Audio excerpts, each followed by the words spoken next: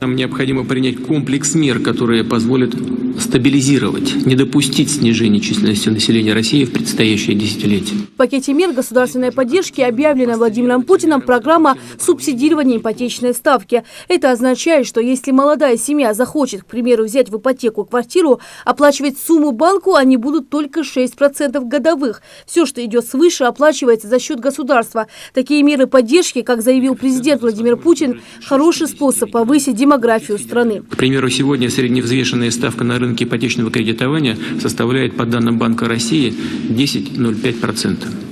То есть в таком случае государство берет на себя более 4% стоимости кредита. По оценке Минстроя, в предстоящие 5 лет эта программа может охватить свыше 500 тысяч семей.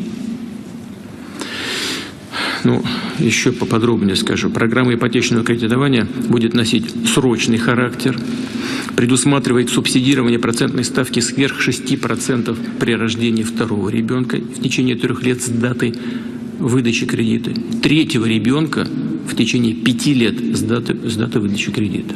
Как отметил Владимир Путин, получить жилье по программе субсидирования может молодая семья, у которой родился второй ребенок с 2018 по 2022 годы.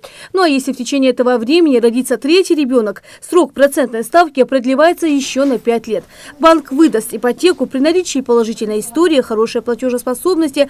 Также особым условием получения жилья по этой программе является обязательное страхование жизни и здоровья. Если по каким-то причинам клиент решил, допустим, отказаться от страховки, или же он по каким-то условиям просто хочет выйти из этой программы, то тогда процентная ставка увеличится на 2 процентных пункта от ключевой ставки Центрального банка. На сегодняшний день она составляет 7,25.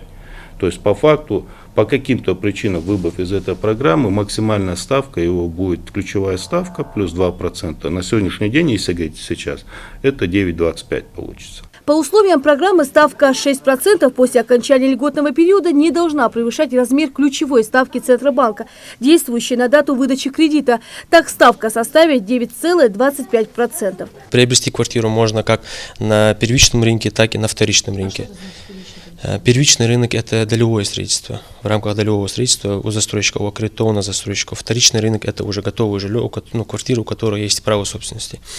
Обязательно условие по данной программе – это первоначальный взнос не менее 20% от стоимости квартиры. Помимо прочего, сумма кредита в Москве и Московской области составит 8 миллионов, так как жилье там намного дороже. Ну а предельный объем ипотеки в Ингушетии 3 миллиона. Выбрать квартиру от застройщика в нашей республике можно на сайте Сбербанка в разделе «Дом Клик». Там также указана информация о застройщиках, стоимости жилья и районах. Этот продукт доступен по всей нашей стране, и выбрать квартиру, подать документы и получить одобрение клиенты могут в том числе и также, если обращаются напрямую в отделение Сбербанка. Чтобы получить по этой программе жилье, необходимо предъявить свидетельство о рождении ребенка, документ, подтверждающий гражданство Российской Федерации.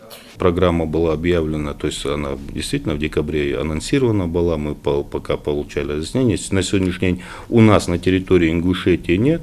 Первый, если брать юг России, то первый кредит такой был выдан в Краснодарском крае, тоже в Сбербанке.